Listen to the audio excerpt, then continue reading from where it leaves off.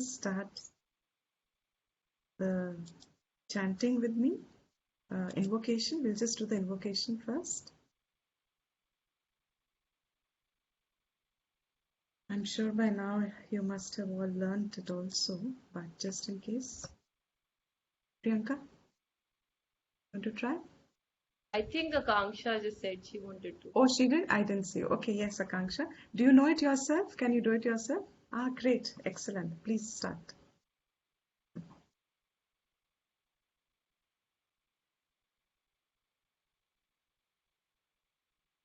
We can't hear you.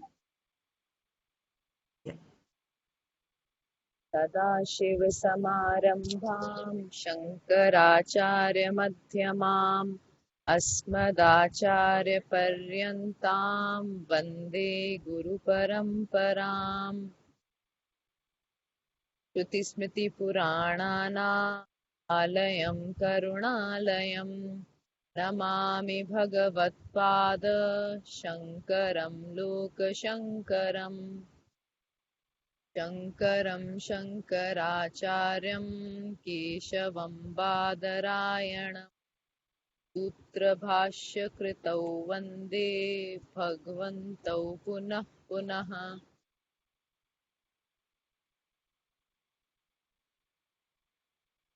सहनावतु सहनौ भुनक्तु सह वीर्यं करवावहै तेजस्विनावधीतमस्तु विद्विषावहै शान्तिः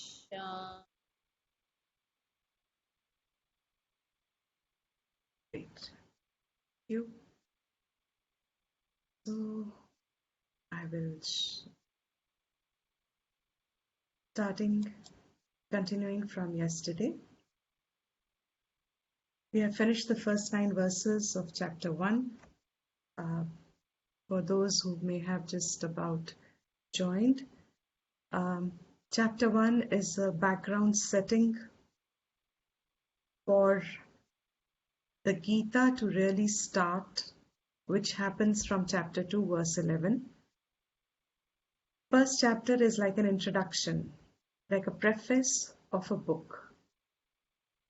The important point about first chapter is it reveals to us what is the Gita going to address.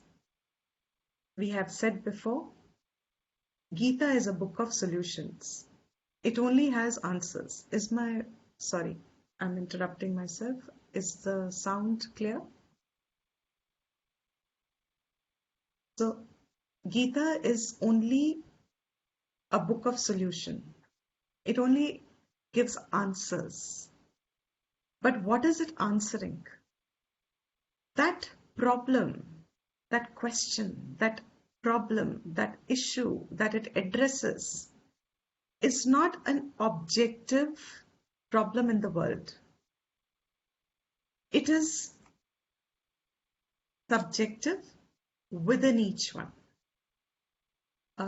Can't hear?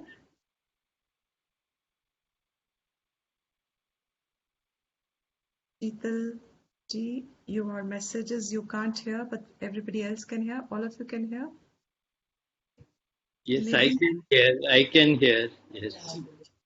So maybe your settings somewhere you may have to check your audio with the instrument you're listening from. So what is that solution? What is the problem? And that problem is not external.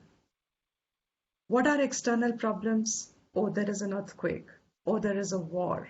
Oh, there is a famine. Oh, there is a flood. Oh, there is fire. Oh, there is a corrupt government. Oh, there is a, whatever else. Externally placed problem. The solution of it will be external. Oh, the economy is falling. Now, you'll have to deal with them at the level at which the problem is discovered. Is Gita addressing any such problem? No. The problem it addresses is what is happening to individuals within. Human being, what is its experience? What does a human being experience within himself? The fundamental is, when a human being is experiencing happiness, it has no complaints in the world. आनंद है, अच्छा वक्त है, सब कुछ ठीक है, happy. Happiness is desired, is sought. But where there is certain thing which has caused disturbance, caused what we claim as dukh ka karan, even if the karan I'm placing outside, but I am experiencing unhappiness, I have some shade of dukh, I have some shade, different shades of mental issues, mental ill health, mentally depressed or sad, any of those shades which are not acceptable to me. That is the problem. That is at a symptom level. Because to all of us, being sad, being unhappy is not a desirable state. It's not a covetable state. I will not yearn for a state where I'll be unhappy. Nobody looks for a place where you can say, अगर मैं दुखी हूं, मैं ठीक हूं. All of us will struggle. सब कुछ करेंगे जो हमारे बस में है to become happy again. So this internal non-acceptance of a certain state of a mind, of a certain experience that I conclude myself to have. I am unhappy, I am sad, I have no joy, I have nothing to look forward to. Even if I have, I'm lonely, so many such conclusions are there. That conclusion, to remove that, we look for a solution again outside. So if I'm feeling lonely, I'll seek a friend, I'll seek company, or etc. But Gita is going to tell us that all these that are felt subjectively, a state which is not acceptable to us of my own mood, of my own conclusion of myself, that is under one broad category, samsara. And this non-acceptable state of mind to myself, for which I will struggle to change it, if this state of mind persists, then this state of mind, whatever action done out of this, are only going to further procreate themselves into a greater and greater state of ill health of the mind. Sad mind अगर कुछ करेगा तो उसका outcome क्या होगा? Chances are it will only increase sadness even if it's temporarily resolved. It will not convert into something that will be seat of happiness, the experience of joy. So that one broad category, samsara, from this state of mind, anything done, those desires that I try to fulfill when this state of mind is my starting point, then karma is done from here. Whatever action I generate will not give you what you want. Further, it will put you in the cycle of seeking more and more happiness. That is what is called long-term punarapi jananam, punarapi maranam. Starting from immediate life, it will create a cycle which will keep you bound to it. That is the first chapter's statement, beautifully extracted out of three characters, Dhritarashtra, Duryodhana and Arjun. All three of them have shown samsara, disturbances, mentally disturbed. But out of all three, and there are three examples put to display all of us. Like you have display section. If you go to a shop, you have a display section of these are the sample pieces, and they have their. So these three are our sample pieces here. They are representing the entire humanity. Dhritarashtra is a typical character. We have analyzed him enough now. Anybody who's joined may have to go back to the recordings and listen to them. But continuing forward now, Duryodhana is the second sample which we are now seeing presently. Done fairly well yesterday. Continuing from him, Duryodhana is that want in me which remains insatiable, which is born from a self-centered, self-view, self-मैं. And मैं is the only highlighting factor. मैं is important. My gratification is the only essential thing. मेरी खुशी. Everybody else incidentally okay. But my fulfillment of my desire is the only thing I register. इसके अलावा मुझे perception में नहीं आता किसी और का सुख, किसी और की खुशी. मुझे you must be identifying yourself in certain moods like that, or there are, like I said, we are all clones. So you'll find one or the other in your environment. We'll have all these people in our environment externally and internally. Our own states of mind will also be like that. Now this person, Duryodhana, has already started exaggerating out of a sense of fear. उसको अंदर अब भय आ गया है, एक किस्म का भय लड़ने का नहीं है. He is a great warrior. He is confident of his capacity and capability. उसको भय आया है that people fighting from his side दल बदलू हो सकते हैं. You know how our politicians are? Sometimes they know, so they just before the election they'll take them away to some place and pack them up so that dal badalte nahi hai. Heart to heart, Duryodhana knows that his most important people on his side of the army, Bhishma and Drona and Kripa, wholeheartedly are not fighting on his side. That is lurking in his mind. Usko bhay hai. Is baat ka ki they will not be committed fully. He has no doubt about their capacities, their capabilities. He has no doubt about his capacity, his capability. He has no doubt about the army that he has gathered and its strength.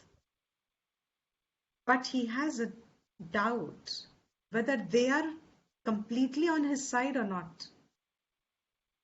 For many of us who try to take Gita from a corporate sector, I will not encourage it beyond a point, but I will just mention it because it could be a starting point for someone, but it may bring you to the real purpose of Gita.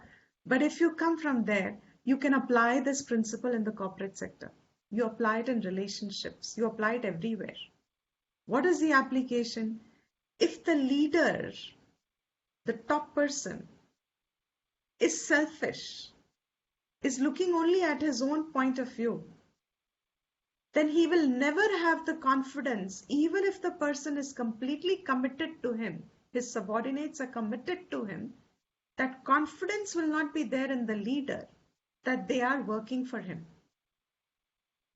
Because in his view, he cannot be like that for someone else. Is this point clear? कि जब हम खुद ही ऐसे नहीं हैं, तो हमें लगता ही नहीं कि कोई और भी हो सकता है. If he is only looking for his gratification, he suspects Bhishma is also like that, Drona is also like that, and however selflessly they are approaching him, he is not fully convinced of their sincerity. So the fear that lurks in him is a psychologically born fear. And I will extract one more meaning from here. Most fear in people, I cannot generalize, but most fear in people is seated in a psychological, it's psychological, purely psychological. What do we mean by purely psychological? That fear is unfounded on rationality. If one was to reason it, like yesterday we were saying, question is how will you handle a grudge? The way to handle a grudge in yourself, when you start, do not attempt to handle someone else's grudge if they're holding a grudge. That point is going to come very soon when I may miss connecting it, so I'm saying it now. You make a note of it. When after all this ranting that Duryodhana is doing, Drona is quiet. He doesn't try and rectify his thinking. He remains silent throughout. There is no Drona Vacha. Why does he remain quiet? Because when someone else has this mental issue at this point, you cannot start correcting someone else. The idea of the Gita is when I see it in myself, when I am finding that my mind has these traits or has erupted this, at that point,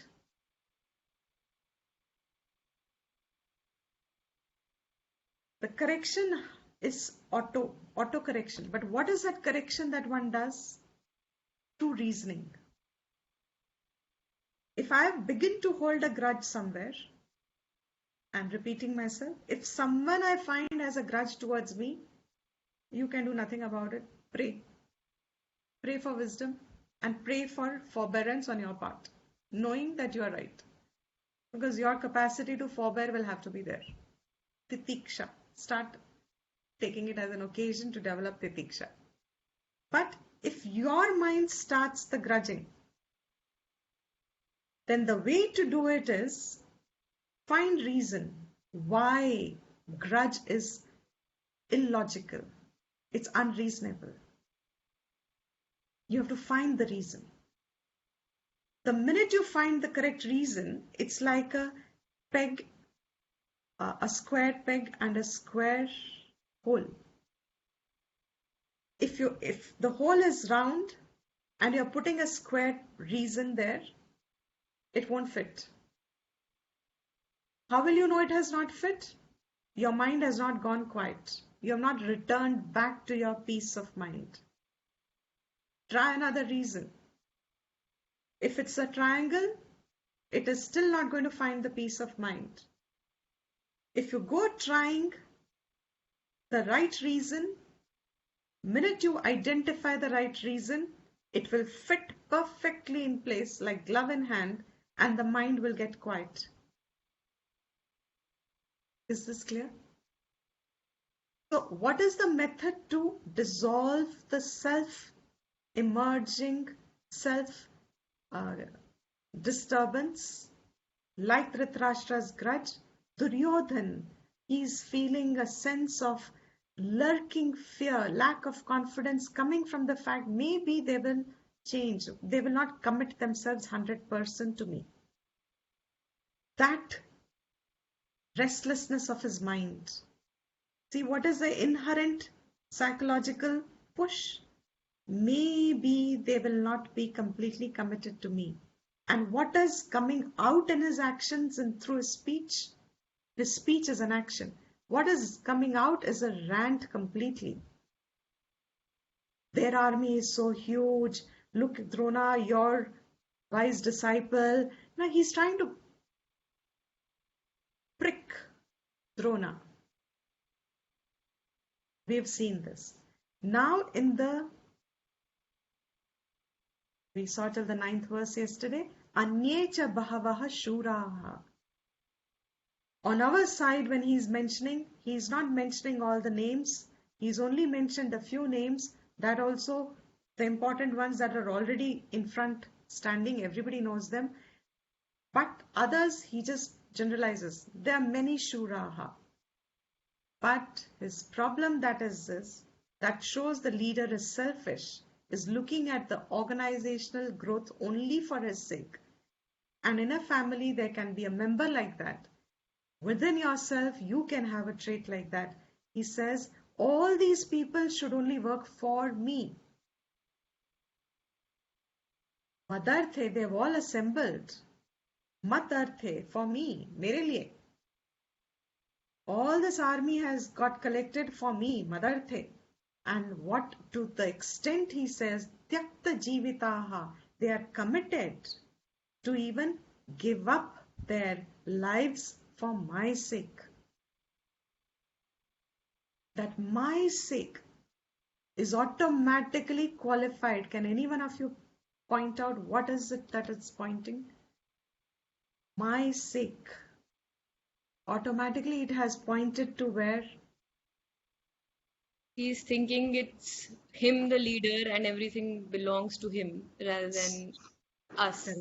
So Think of what us. does that principle? Self-centered, very self-centered. Correct, self-centered. So what is in the Shastriya term already defined, falling it under which category? Ahamkar. Ahankar, correct. Gita Mamam, everything is mamam here.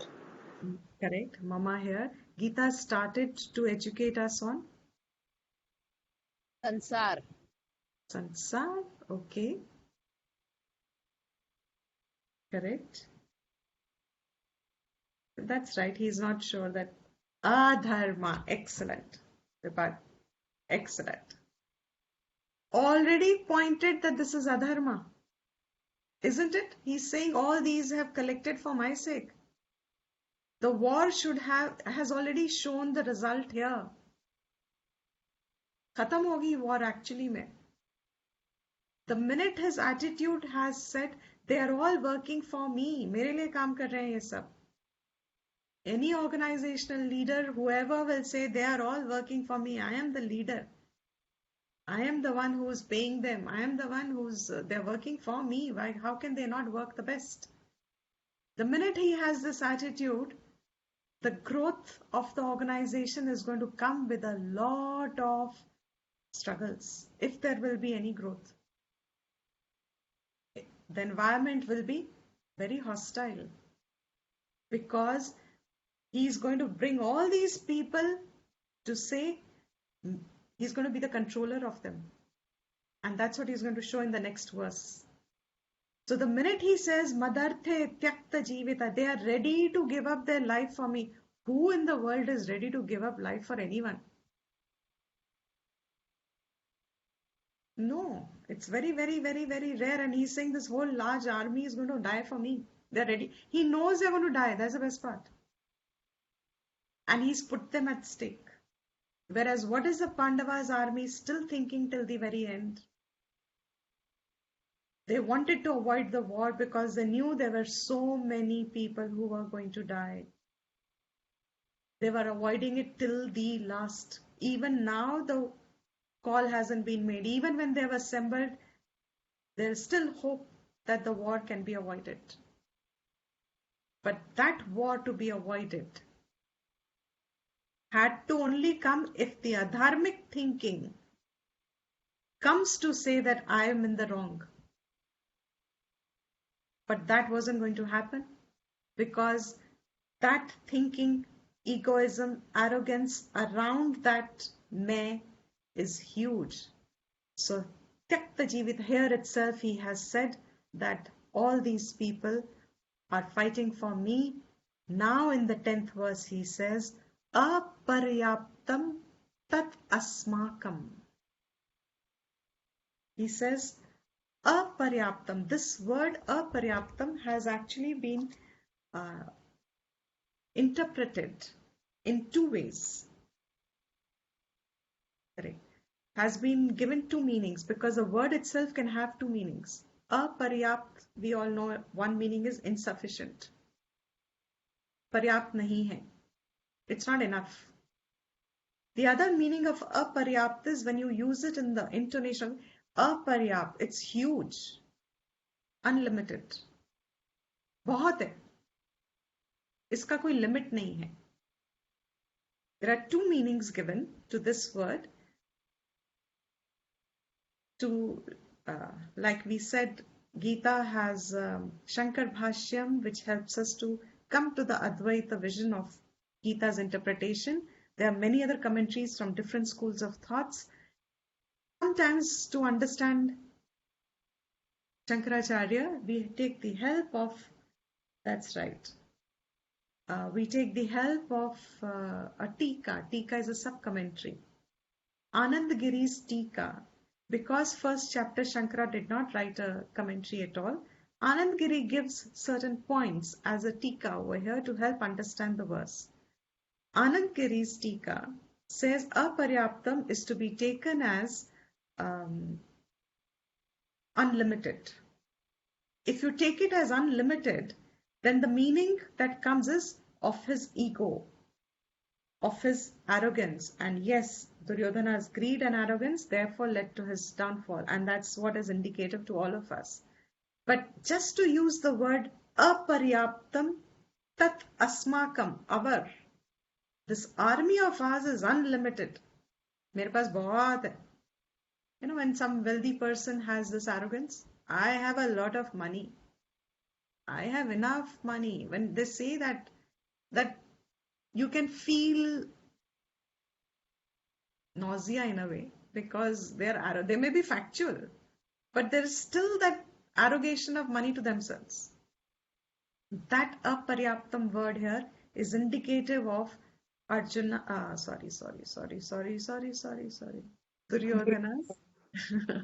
Duryodhana's arrogance. He says that is one meaning. Second meaning, as I said, there is a variation of who wrote the Dhyana shlokas of Gita, Sridhara Swami. He gives the meaning of aparyaptam as not sufficient. If you take it as not sufficient, then it shows the inferiority that psychologically Duryodhana was already experiencing.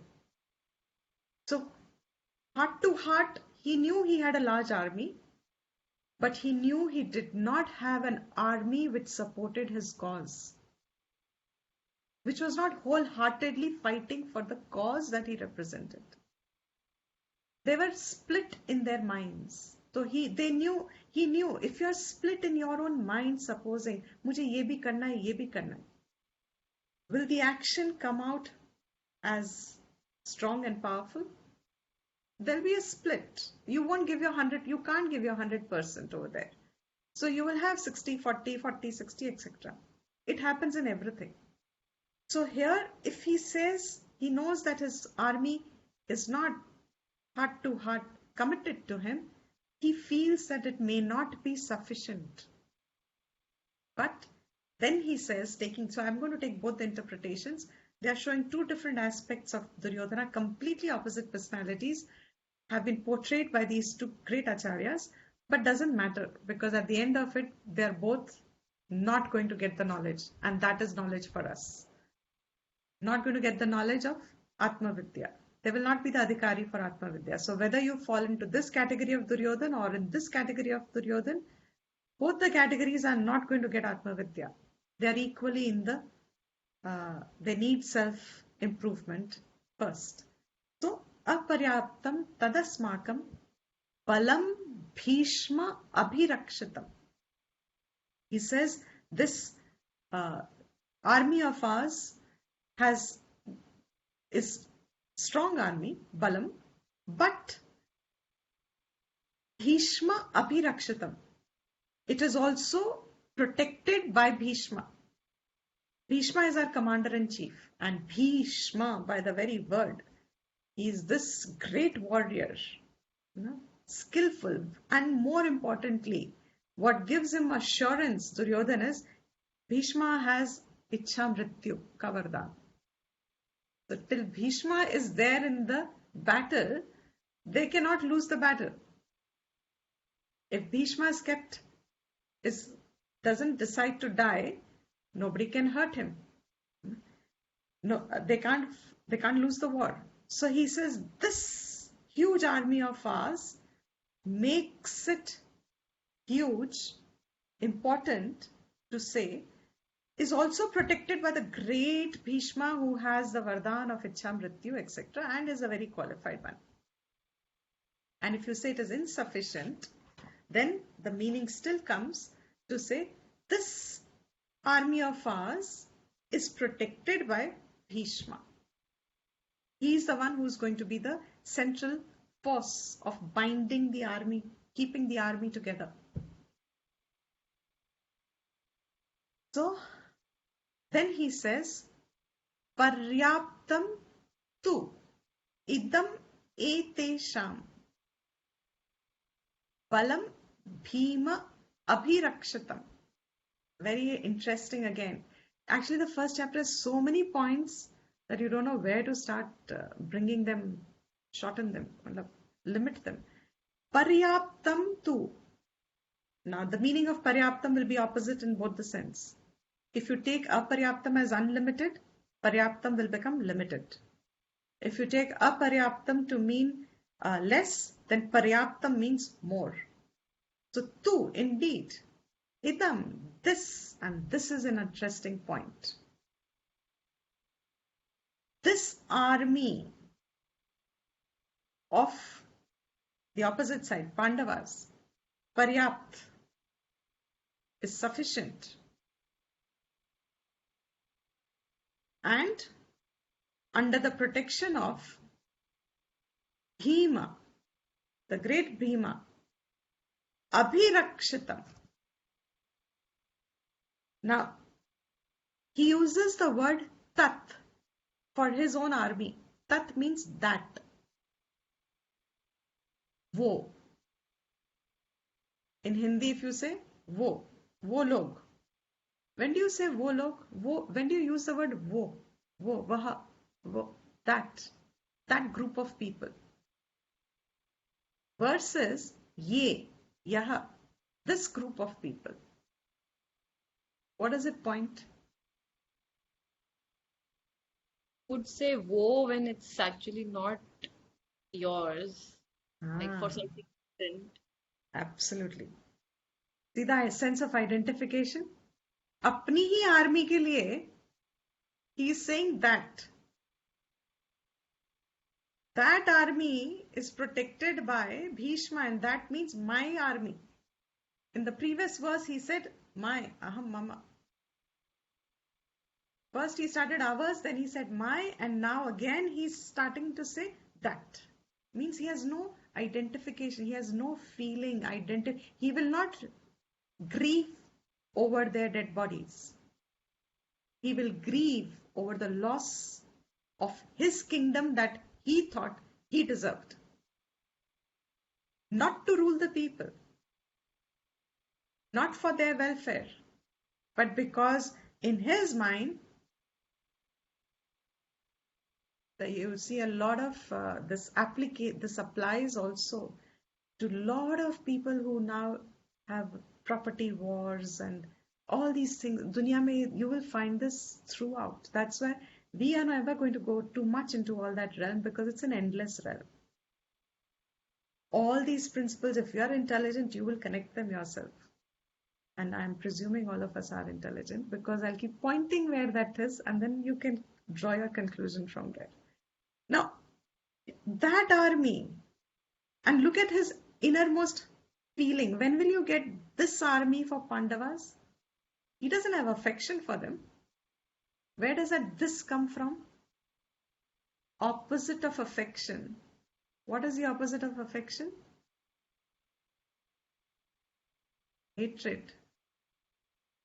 When there is so much hatred, तुम्हारा मन इतना भरा हुआ है उस thought से, that also becomes so close to you. Remember in Ramayana, Ravan also gets mukti. The whole story is either you have affection for Ishvara, Bhagwan, absolutely. Hatred, correct. Either you have affection, or if you hate him. There was a movie that came, oh my God. Paresh Rawal. Fantastic movie. That thing showed there. Complete critic, absolute cynic of God. And that cynicism, at least that's a story, doesn't matter. But the principle is correct. The cynicism or a lot of bhav, to both of them, the object of your thought, जिसके बारे में या affection है या hatred है, is closest to you. That is why Shastra says, never hate anybody. And that's the second principle that I'm connecting again, questioning that grudge and all these things. If you ever find reason not applying to anything, the best thing is every time that ill feeling comes in you, Sarve Bhavantu Sukhinah, Sarve Bhavantu Sukhinah, because something like that, so that that poison in you doesn't brew. Then and there you wish welfare for everyone. That includes that for whom you have that grudge. And it works wonders. You will not have ill feelings growing, ever. They will be there because till Atma Vidya is not there, you are subject to them. You are subject to all these characters in Mahabharata. Everyone's subject to them.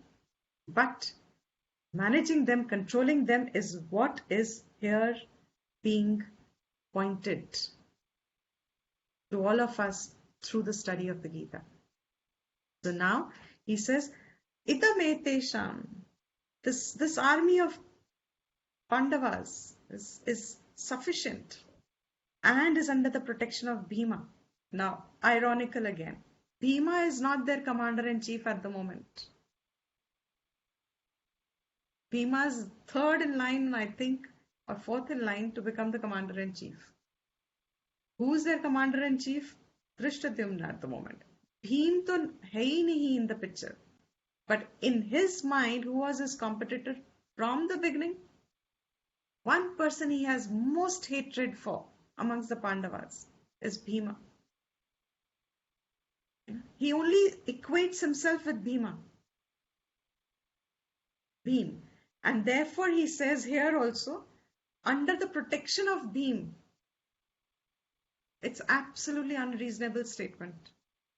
It's not a factual statement. But in his mind, that poison when negative feelings are there in us, how they color our world is beautifully seen through Duryodhana. हमारी दुनिया हमें अलग दिखने लगती है. Because that negativity in us has already shrouded our reasoning, capacity to see things. All of us have, see things correctly. But our own mismanaged mind and allowing these negative emotions or feelings or thoughts or to just linger in us, and suddenly they grow. They take their adhikar. And once they have taken their adhikar, then Akanksha can't hear. Can you all hear? My internet's okay. I can also hear. Ji. So here he says he's protected by Bhima. And the other meaning is Paryaptam is sufficient. The other meaning would be that they are not adequate. Paryapt nahi hai. They are not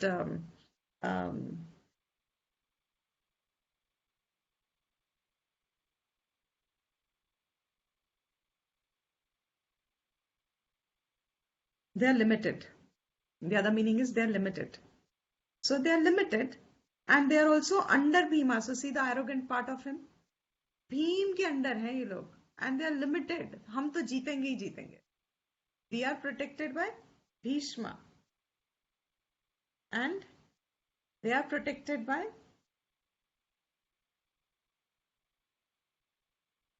absolutely correct. Yeah. And we are protected by Bhishma. So if we are protected by Bhishma, then हम तो जीतेंगे. That's his arrogant self. Opposite stream, because negativity, insecurity, fear, frustration, everything put together, this army is sufficient and they're protected by Bhima, the great Bhima. Now he tells orders. Literally, this is an order. He's still standing in front of Drona. He's not budged from there. But he's giving an order. He's already insulted Drona twice, thrice, calling him Duryodhana. And before that, look at your wise son, etc. He's already kind of not given him the status of a teacher, of a guru in that sense, but as a person who's ready to fight on his behalf. Now he says, Ayaneshu cha sarveshu yatha bhagam avasthitaha. Ayaneshu cha sarveshu and cha and sarveshu, all of you. He's talking to his army. Behind him they are. To all of them, he's saying, Ayaneshu, that different, yatha bhagam avasthitaha. How you've been positioned in their view, Rachna, they've been placed differently. Jahan jahan aapko rakha gaya hai, stationed, wherever you are, hold your posts. Ayaneshu, view, whatever view we have formed, and the path, the roads that are on this view, you hold those grounds, and the view has been formed in which manner? What is your purpose? Means stay stationed where you have been placed. Why? Bhishma eva abhirakshantu bhavantaha sarva eva hi. All of you, bhavantaha, at least here he is used a greeting of respect. Bhavantaha. He's addressing some respect he's showing here. Bhavantaha, all of you, sarvaha, all of you in your positions. What is your only purpose? Bhishma eva abhirakshantu. Protect Bhishma by all means. So what it means is, their view Rachna is probably in such a way, Bhishma is in the center and all around east, west, north, south, because Bhishma is not going to see, he's going to be fighting the war. So all their job is to protect Bhishma. What sort of a war tactic is this? Who does this? Ladne nikle ho, your soldiers are supposed to fight the army. But he's telling his soldiers, your job is to protect Bhishma. So on whose shoulder is the entire war and its success seen? That one person. And he's also telling Drona, you also remain stationed in your place, protecting Bhishma. Abhi tak, because this was his restless mind, going on and on.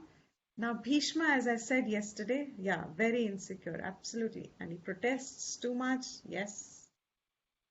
Showing his own inadequacy, absolutely correct. All of us have figured out Duryodhana very well.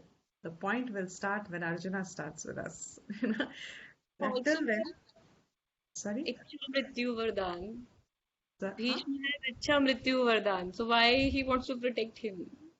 That's because he also knows that he has raised only one condition. Bhishma. If there is that female in front, I will not fight on dharmic grounds. And that is what has created all the disturbance. He doesn't know what is going to happen on the opposite side. But they will do anything possible, because Bhishma, if they destroy him, they will win the war. So, kya chaal chalenge to pull Bhishma out of the war? And that's exactly what happened. Yeah. And remember, this is all on the 10th day, this narration is happening. That means Bhishma has already fallen. And this he was saying in the beginning of the war. His anxiety was shown at the beginning of the war. Before the 10th day has happened also. At that point, he wanted Bhishma to be protected the most. And you make a lot of connections as you keep moving ahead in your own situations and circumstances. If you understand these characters well enough, they are your greatest guiding force. There's no greater blessing in life than what Mahabharata, here in our context of study, has given to mankind. Each and every, this is a masterpiece beyond comparison. There cannot be another literature in the planet ever. The Aaj bhi, how old is it? Till today it can bring up the juices in you. The story can grip you. Till today it attracts us. That is why it is eternal. Besides the point, anyway. So now what happens? Now Bhishma was standing by the side, as I said yesterday, not very close, but definitely he could see that when you get anxious, our voices change. They get louder, they get faster, they get shorter, the words become unintelligent. And Bhishma could gather from him. He knows Duryodhana in and out. He knows all of them in and out. He knew that now what Duryodhana is beginning to do is bringing down the morale of his own army by revealing his disturbed state of mind. Because if your leader is disturbed, what happens to the rest of them? They will also lose morale. So suddenly Bhishma realizes he will have to take charge. And to take charge, what does he do? He says, Tasya Sanjanayan Harsham. And these are now words of Sanjay. Kuru Vriddhaha Pitamahaha. So Sanjay is telling Dhritarashtra, the great Kuru Vriddha, look at the words he's used. The old man, the Kuru clan's oldest man alive. Who is he? Pitamahaha, the great grandfather of all these people. Pitamahaha. He says, this Kuru Vriddhaha Bhishma, the Pitamaha of all these, he's used these two words. He says, Tasya, for Dhritarashtra's Harsham, to motivate him, to pull him up out of his deranged mind, to bring him on track. And this is a war happening. Now about to start. You can still avoid it if you want, but bringing him to the context of what there is. Handling that mind. Sanjanayan Harsham. He says, for his creating that this delighting and joy and happiness. Harsham means, horripilations also when you have Harsham, that kind of a Harsham, exciting, pulling him up. So for his to Sanjanayan is causing him to get excited. He says, Kuru Vriddhaha Pitamahaha. What did he do? Simhanadam. Simhanadam. The conch he blew, roaring, a loud roar of a lion. Vinodya Uchchaihi, loud. Vinadya means sounded it. Zor se he blew his shankam, his conch. Dadmau, blew. Pratapavan, that mighty thing. So now what has happened? Duryodhana has ranted enough. Bhishma senses that his rant is useless. And by the way, when we come to Arjuna, he's also taken a lot of rant. Nobody disturbed him. Nobody disturbed the war. But here, itne few verses of Dhritarashtra, already Bhishma knows that this is going, he's upsetting everybody's morale. So he picks up his conch and gives a loud lion's roar through it. As a result of which, what happens? He has sent the message as if the war has begun. He takes the initiative. He takes it. His purpose was to bring sends to Duryodhana, but hearing the loud roar of the conch, his army responded immediately, showing that there was no actual discipline in the army. There was no order in that army. The minute Bhishma blew the conch, tataha shankhaha cha dhairyaha cha panavanaka gomukhaha sahasaivaabhya hanyanta sah shabdastumulo abhavat. Then suddenly what happened? He says, shankhaha cha. All the conches that all the leaders had their own symbol, war cry ke liye, whatever symbol. All of them, the conches, bhairyaha is nagade, zor zor se, that kind of a bhairyas. Then Panavanaka is big dhols, all of that. Anakaha, the mridangs, so all kinds of instruments to make sound, loud sound. Gomukhaha is that typical another instrument which is having like a cow horn. Huge, over here you can see cymbals, conches. All his army, whoever was the leader in his army who had this, whatever they had the instrument, they all started beating together. As a result of which, what would have happened? Shor mach gaya. Loud, tumultuous noise it was. It was just a noise from huge noise. And ghabrahat dikh gayi. Suddenly everybody has blown their respective drum, whatever it was, declaring war. Means their readiness now.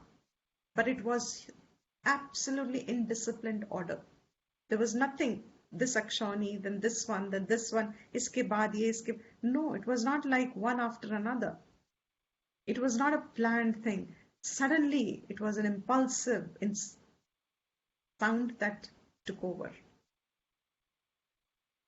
And then the contrast now Sanjay shows. And to show that contrast, the 14th verse itself brings calm to our mind. The way he describes it. Tataha, then what happened? Shvetaihi hayaihi yukte. Then Shvetaihi, white, hayaihi, horses, yukte, yoked, mahati syandane, sthitau, on, sthitau, mahati, huge, syandane, chariot. So now what happened? He's describing the chariot. Huge chariot yoked to white horses. Pure white horses. Svetaihi. White horses. Seated on them. Sthitau. On them. On that huge chariot. Syandane's chariot. Sthitau. On them. Who? Madhavaha. Pandavaha cha. Madhav and Pandav. Cha. Who Pandav here? He means obviously Arjun here. The Pandav. That he is not taking Arjun's name. And the Pandav seated with Madhav. The one who was seated with Madhav. Cha. Divyau Shankau Pradhatmatuhu. They blew their divine conches. Shank. Pradhatmatuhu. Blew. Unhone bhi bajaya. But what is the nature of their shankha? The shank is divine. They have got, there's a whole story behind each conch. We are not going to go into it, but they have their conches through some divine intervention, meaning some devta's gift or things like that. And what are they? Panchajanyam Rishikeshaha. Rishikeshaha, Krishna's name. And Rishikeshaha has the conch called Panchajanyam. Rishikesha word itself has three meanings. Three meanings as in Rishihi, how you break up the word. Rishikesha, how you will break it up, will have three meanings. One of them, the common one that is most popular, is because Krishna had Ghungrale Bal. If you look at all his idols, even now, his Bal is all Ghungrale. So in those days, it's complete contrast. The fashion in those days probably was Ghungrale Bal was in fashion, maybe. Now we have all straight, silky. Now we have all colored, pink and red and purple and streaks of, that is the fashion now. So probably this has become old fashioned. But Ghungrale, the one who has Keshaha Rishihi, the hair is, जिसके बाल बहुत सुंदर हैं, curly hair, very very beautiful hair. So that Rishikesha is the simplest meaning. The other meaning is Rishika Ishaha. Ishaha is the Lord. Rishika is the senses. The one who is the Lord of these senses. And in that sense, in the Katha Upanishad, for all of us who remember, if we remember, we have done the analogy of the Katha Upanishad. The horses are shown and the rain is shown, and Arjuna and Krishna, the same setting of the Mahabharata is taken as an analogy in Katha Upanishad, and the horses there were said to be the senses. And who has the rein? किसने पकड़ के रखी है इंद्रियों की गति? Rishikesha, the Lord of these senses. Who's the Lord of the senses? Krishna there. And Krishna represents the pure principle of consciousness, awareness, Brahman, Atman. You use any term, we are not interested. That who is the master of them. He is Rishikesha. And the third meaning is in more macrocosmic meaning. The third meaning is Rishikesha, meaning the one who is, through all his luminous bodies, the stars and the sun and the moon, and through all the vibhutis, effulgent through all these vibhutis, who gives the world the effulgence. That one who is illumining the world, because of whom there is effulgence, because of whom there is consciousness, because of whom there is the brilliance that of life seen everywhere. He is Rishikesha. Who is that Rishikesha? Standing on that chariot. And on that chariot, that Madhav, he blew his divine conch, Panchajanyam. Now, interesting thing, if anybody has registered so far, when Duryodhana was ranting his army, opposite army, Pandava's army, he did not take Krishna's name. And here, on Pandava's side, who's the first one who blew the conch? Krishna was the first one who blows the conch. And he was supposed to be not taking part in the war. That is indicative of how obedient, how disciplined, how streamlined, how thoughtful, how planned were Pandavas and their army. That the first conch was blown by Bhagwan himself, who decided not to fight the war. And who, when he was narrating his army, Duryodhana, he knew that entire Krishna's army, in fact, one of those names is also, entire Krishna's army is on his side. And yet in his perception, look at the irony, look at the strangeness of this. He's taken Krishna's army, and because Krishna promised कि I will not fight the war, he has not even considered Krishna as a member of the army. वो सारथी है, सारथी ही है. He doesn't recognize the power that without holding a weapon, Krishna has the power to completely change the course of the war. He doesn't recognize this great glory. He just doesn't. So in other words, if you put it again in a corporate sector, bring it down, this principle, which again I'm saying I'm only doing it initially.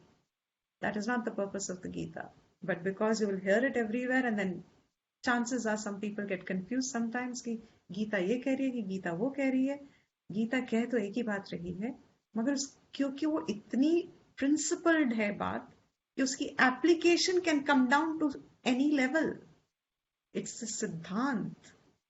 Siddhant will apply in everything. So you can apply it everywhere.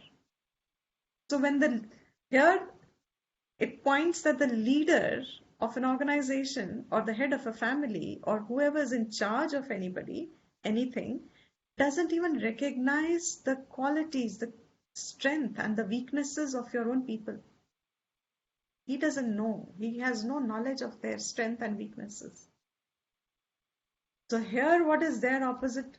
Krishna was the first one to blow his conch, and then following him, the minute Panchajanyam Rishikeshaha Dhananjayaha Devadattam.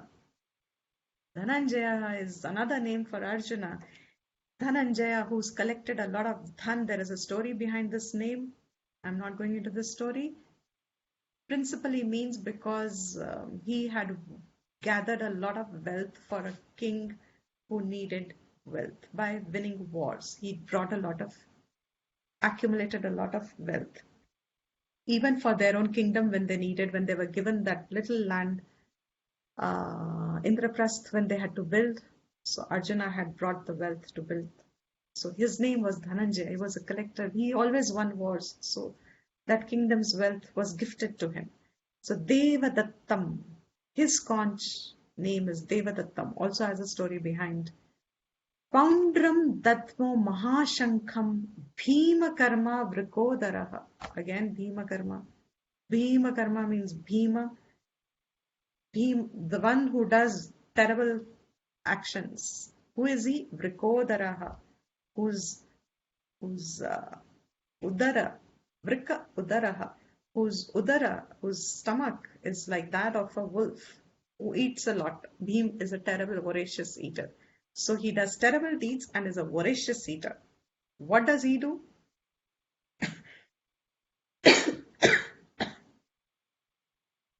His conch's name is Poundram. He got it because he defeated the king of Pundra. He defeated the king of Pundra, so as a gift he got his conch. So Dadmao Mahashankham, that was a huge conch. And once Vrikodaraha blows his conch, it was a loud sound. Now look at the way, one after another, contrasting it to Kauravas. Everybody blew their respective things together. सबने सब कुछ करना शुरू कर दिया. And here, Krishna, Arjuna, Bhima. And then what? Ananta Vijayam Raja, Kunti Putro Yudhishthiraha, Nakulaha Sahadevaha Cha, Sughoshamani Pushpakau. So each one of them. Now here again, interesting thing. Sanjaya called Duryodhana Raja to Dhritarashtra. Remember everyone? Yeah. Here he calls again Raja Yudhishthiraha. He calls Yudhishthira Raja, who was supposed to be, who is the Raja? Once he wins the war, he is going to be the Raja. So the tones were completely different then and here. Kunti Putraha. He's Kunti Putra. Kunti, now he's using the term Kunti's son for Yudhishthiraha, the one who is a Dharamputra, Kunti Putra. To him he says, this Raja blew his conch, which was Ananta Vijayam, the name of his conch. And then Nakula and Sahadeva, they also respectively, Sughosha and Manipushpakau, they also respectively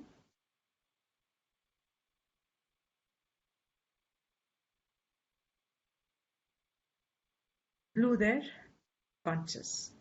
And then continues naming the rest of them.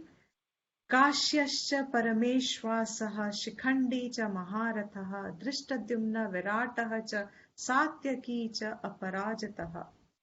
So the king of Kashi, the great charioteer Shikhandi, Drishtadyumna, Virata, and undefeatable Satyaki, Drupadaha, Draupadeyaha cha, Drupad and the sons of Draupadi, the 5 sons of Draupadi, Sarvashaha Prithivipate, who is from all sides the mighty son of Subhadra, Saubhadraha, Mahabahuhu, Tankhan Dadmuhu, Prithak Prithak. Separately, each one in that order blew their conches. Then what happened? He says, when they heard the opposite army, Saghosho Dharta Rashtranam Hridayani Vedarayat, that sound, the disciplined manner in which the sound came from the opposite army, that Ghoshaha, that war cry, Dhartarashtanam, all the sons of Dhritarashtra, all the Kauravas, pierced through, Vyadarayat, pierced through, Hridayani, their hearts, the sound pierced through their heart. And what had happened when all the Kauravas blew their conches and drums and etc.? It was just sound. It was noise. That noise did nothing. But when they heard the disciplined, loud, motivated, committed, purposeful, they came with a purpose, and that purpose spelled itself in the way they handled their very first step towards the war. That itself can weaken the opposite army. Seeing how disciplined they were, seeing how purposeful they were. He says, Saghosho dharta rashranam hridayani vedarayat nabhacha prithavim chaiva tumulo vyanunadayan. He says, and the sound was so loud that it went through, it as if bore through the earth and the sky. It pierced through the heart and bore through the earth and the sky. That uproar took them completely. And then now starts, this we'll do next week, now starts just before Arjuna starts to speak, and he tells Krishna one last time, he says, before the war starts, requests him, take my chariot in between the 2 armies. And that's where Arjuna's collapse is going to start. But I think we've covered a lot of verses today. If you have any questions on this so far, otherwise we'll do a little practice of the chanting, because that will also help to remember the verses and connect to them, and also remember always the chanting has its own purpose. You can never forget that it is a Vak Shuddhi also. And it's always nice. Many times people say, I know the Gita. You may know the principles of the Gita apply, but you can never root them well as wisdom in yourself unless until you understand the words, you connect to the words. So while this effort is going on, might as well put that little extra, a teeny mini extra, and that can make a lot of difference in the long run. Otherwise, many people after studying Gita for years also, they still don't know how to repeat the words. That doesn't make you a student of Gita. So is that okay? If no questions, then we will do a little bit of chanting. Coming back to the rules of chanting.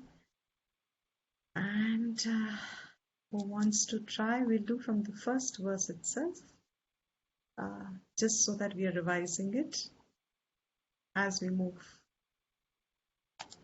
forward. Who wants to? Deepti Ji? I had a question. Is there a particular reason why in the Shankar Bhashya he has not written about the first chapter? Yeah, there is a reason. Excellent. Very good. The reason is because Gita, as we said, is a moksha shastra. And ideally speaking, a student would seek this knowledge when he's already understood samsara himself. वो खुद समझ चुका है, दुनिया में भटक भटक के, tried a lot of things to quieten his mind and to find answers to his restlessness, peace of mind, and he's understood. Even if he has become successful, prosperous, harmonious in life, joyful, he still has understood that this is not adequate purpose of life. So that knowledge of samsara was before he came and sought the knowledge of the Gita, before he went to a teacher. So it meant meaningless, जो already समझ चुका है, who has, in other words, he's already developed vairagyam from samsara. वो already समझ चुका है, उसको fascination नहीं लगता है दुनिया की, पाने का कुछ या खोने का, उसको doesn't sync with the loss of something and doesn't get elated with the joy of something, gain of something. That right placement that we have done in details in Tattva Buddha with vairagya, he has rightly placed what world can give him. That value he has correctly placed, not over, not less. Vairagya already hai, and vairagya means vivek buddhi hai. And shamadama hai, that means his senses he has already got under his control. His mind is fairly under his control. Sunta hai uski. And he has endurance. He is ready to go through difficulties. In those days, to seek this knowledge, honestly, sometimes it's a big karmic war within me, for sure, where people had gone through so much difficulty to get this knowledge. And how we make excuses when we are getting that knowledge at our comfort point, without the development of all these qualities.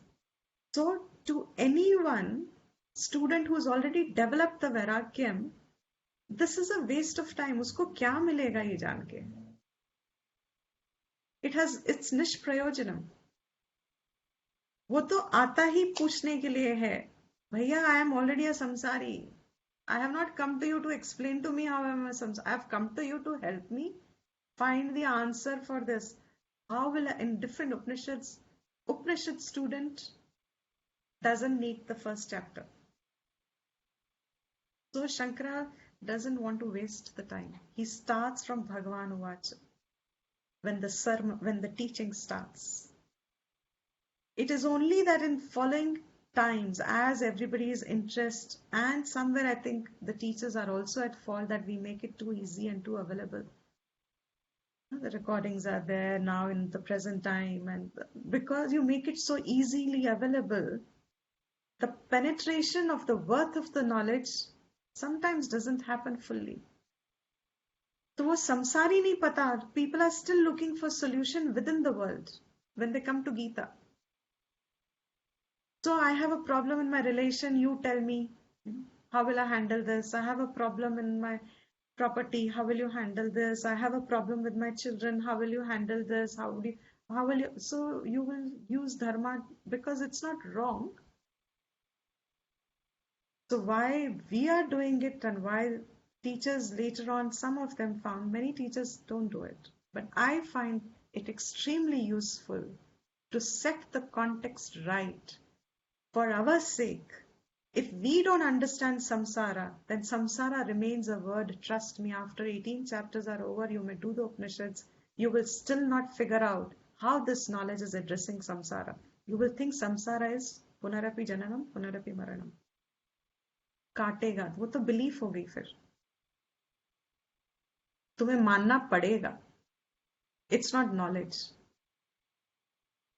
But when you understand samsara here and now, forget future lives. This knowledge is applicable here.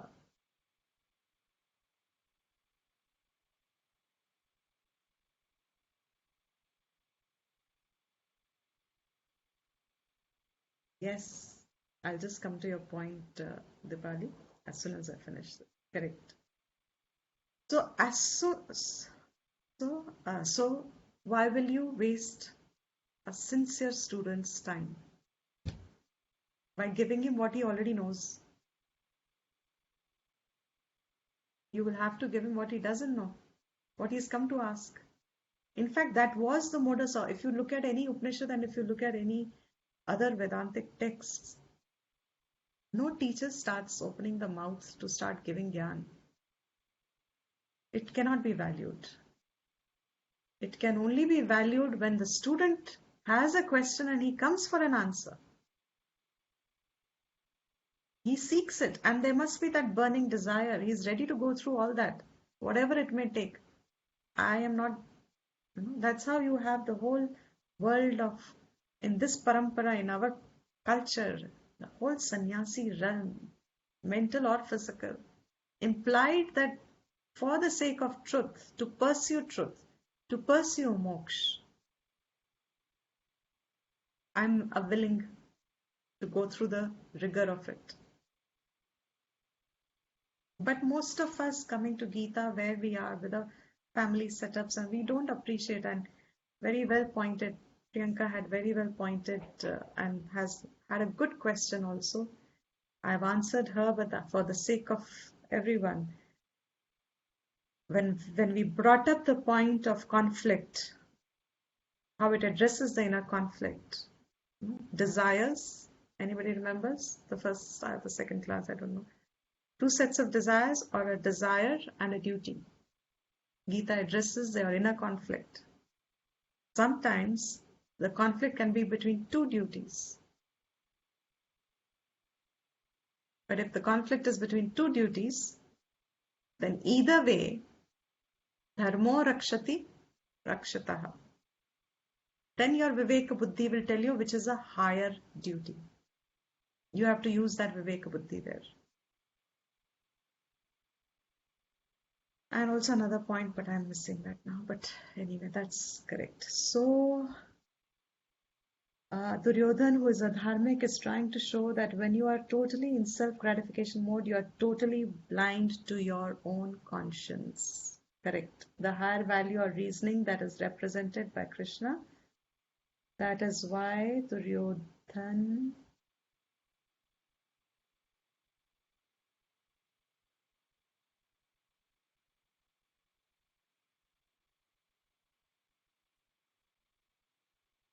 you can't say that is a dharma per se when you miss your own. I'm not sure I understand it fully because I'm not reading it completely.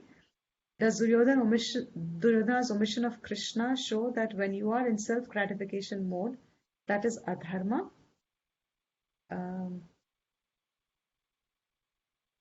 That is not, that is self-indulgence. Self-indulgence can only become adharma if you yourself have projected a dharmic goal for yourself. Otherwise, it's self-indulgence. You will totally be blind, not recognize a higher value, conscience, dharma, right reason represented by Krishna. So if you want to correct yourself, you will have to consciously bring what in? You mean Krishna in, the conscience, higher value? That's what you mean? Yes, if you want to follow dharma, you will have to bring all this in. You will have to bring any of them, not all. Any of them you bring, all will come. You bring value, conscience and dharma will come. You bring reasoning, value, conscience, dharma will come. Any right thing, one right thing you bring, everything will come.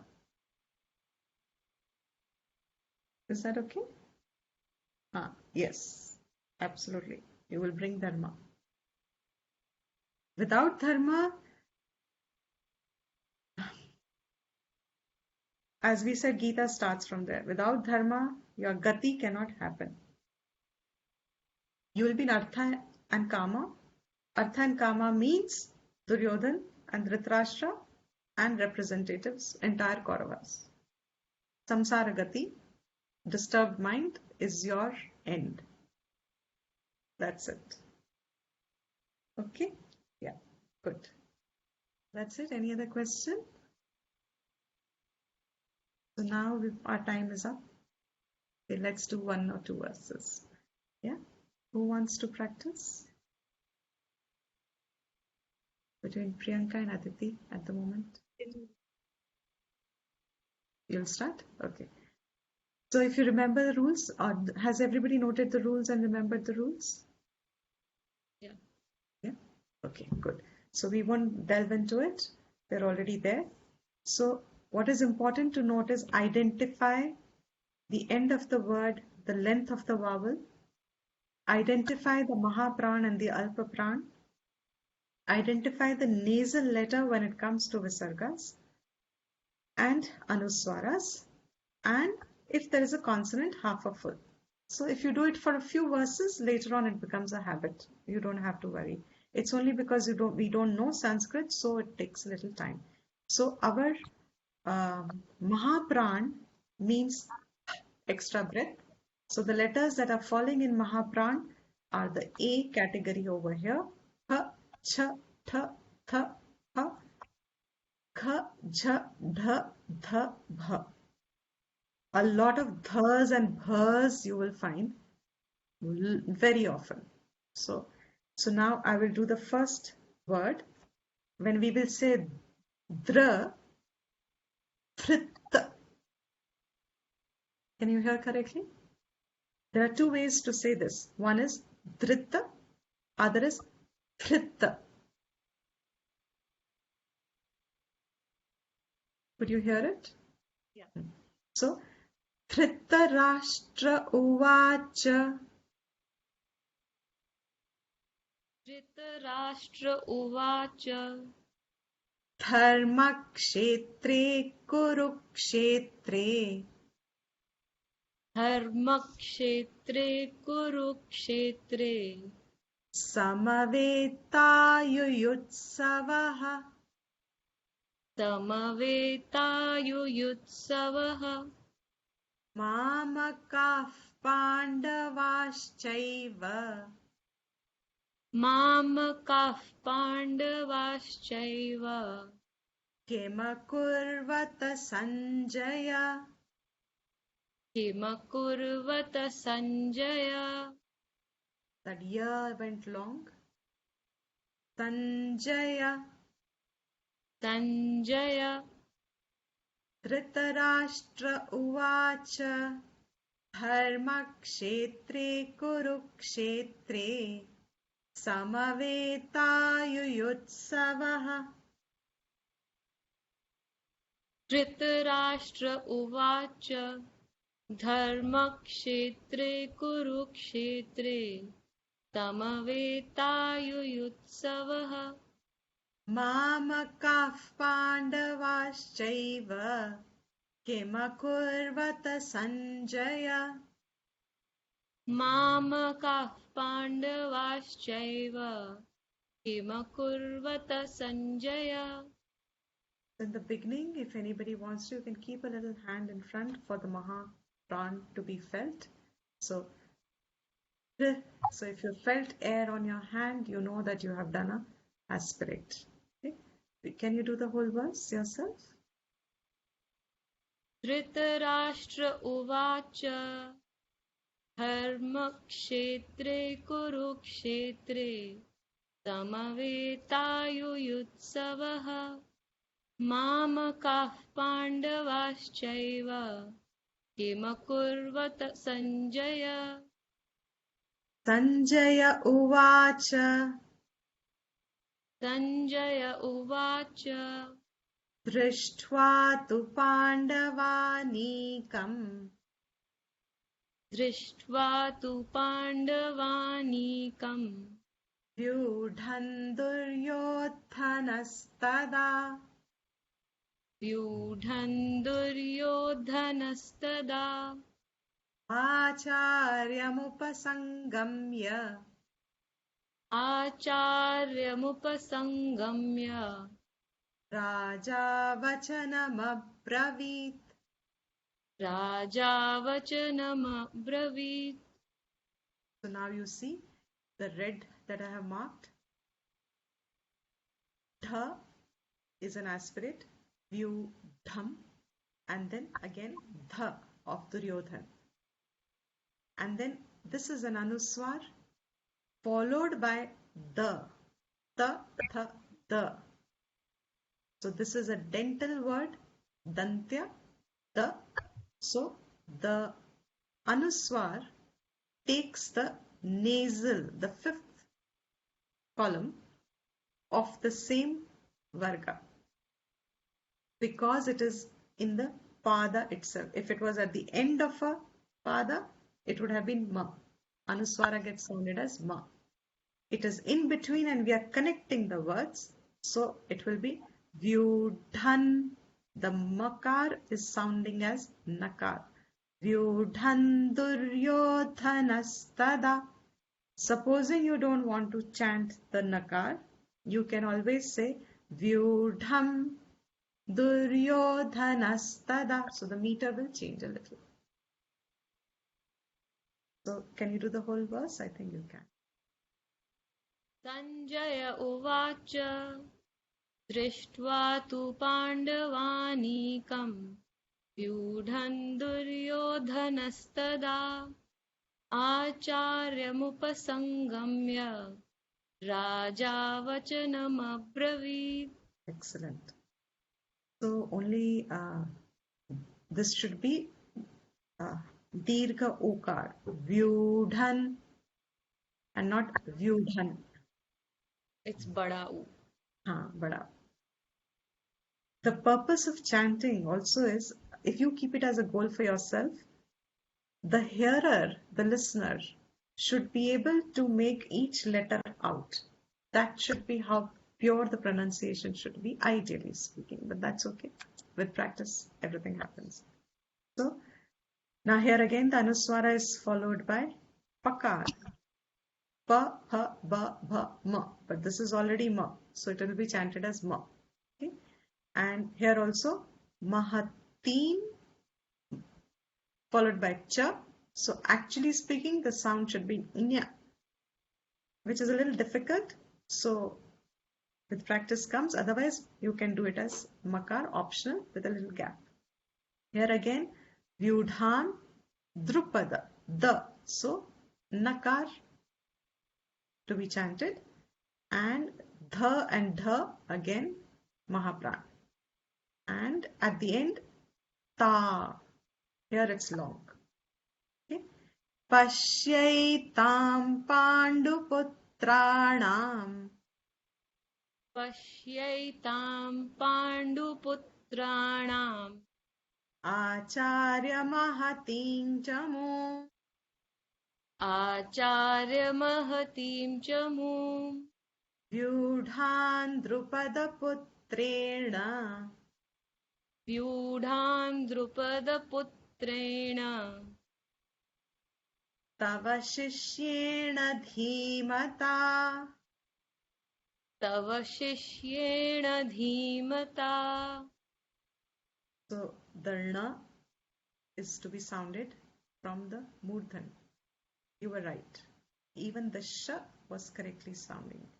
So do the whole verse together. पश्यैतां पाण्डुपुत्राणाम्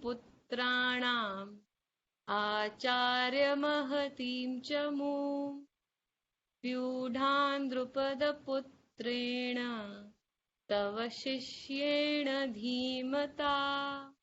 Excellent. Very good.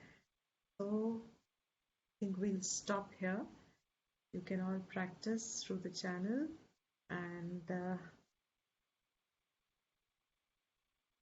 there are a few channels. Some of you have kept sending me, so I'm kind of becoming a resource material almost, but I have tried forwarding it wherever it's relevant. Just keep practicing. I would say Shruti's is because she's learnt it here. I haven't heard too many others except starting in between wherever. Most of them are correct. I am only doing the rules so that you yourself will know these rules are infallible. They're absolute. So if you learn the rules, you will yourself know what you're learning or what you are following, and where you can tweak a little here and there. It's okay because everybody is bound to make some mistake. We are not going to be perfect. Anyway, that's not our aim and objective. Okay? So we will end the class here. Dipti, can you show that slide again, please? Which one?